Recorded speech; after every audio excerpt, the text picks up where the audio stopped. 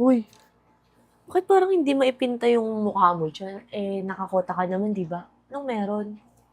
Ay, kasi iniisip ko yung pambayad ni nanay sa hospital. Hindi pwedeng umabot lang ako sa quota eh.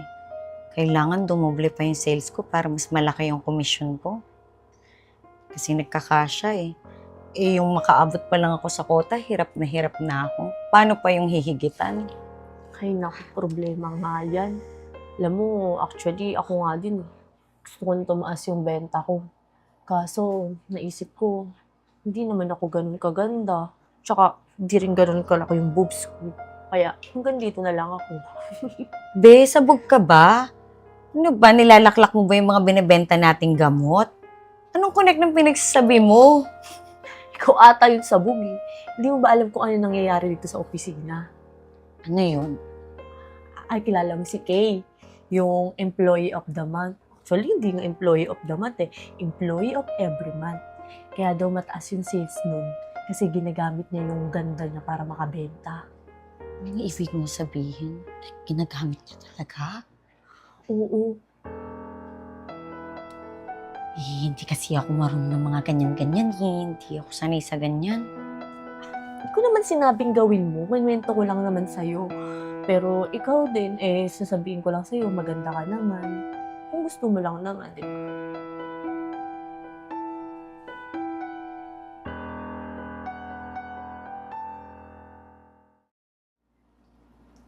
That's all, Doc. Bali, ayun po lahat ng presentation ko. Sana nagustuhan niyo po. Okay naman. Kaya lang, may iba kasi akong gustong makita eh. Ah, ganun po ba? Yan lang po kasi yung dala ko ngayon, Doc eh. Di bali sa susunod, dadaanan na lang kita ulit pag may bago akong dala.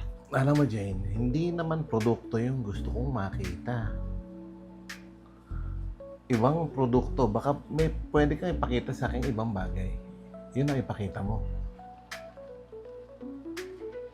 Meron po, Doc. Actually, sa inyo ko pa lang po ito ipipresenta. Gusto niyo po ba kayo na mag-unboxing? Oo naman. Gustong gusto.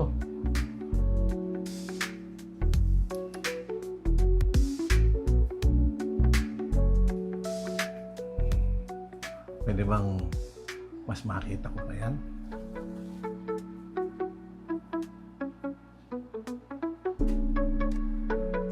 Ano, Doc? Nagustuhan mo ba yung nakita mo? Gusto.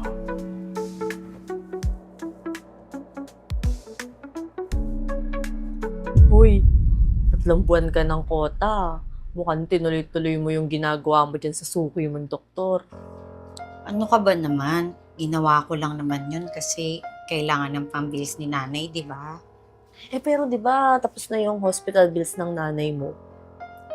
Tsaka alam ko naman ako yung nag-suggest sa'yo niyan. Pero sis, huwag mo namang karirin. Kaloka ka.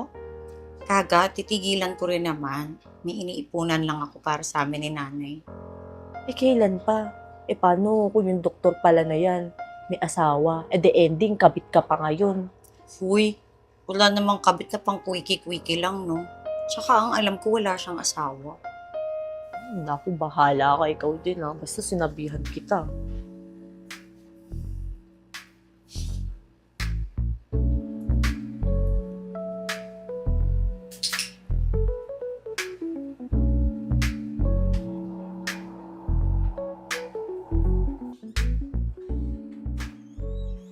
Dan! Ano to? Teka. Sandali lang, anak. Dan, huwag mo kang gawin tanga! I'm not stupid! Ah, kita kong ginagawa niyo. Dok Ian, sorry po, magpapaliwanag po ako. Seriously, papaliwanag? Dan, seryoso ba itong babae mo? Nasa ospital kayo. Bababoy niyo. Anak, hindi mo to naiintindihan. Naiintindihan ko! Did you even think kung ano kahiyan niya pag kumalat niya sa pamilya natin? At ikaw naman, kahit ba talaga yung style mo?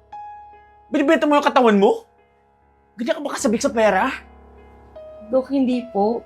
May pangangailangan lang po talaga ako.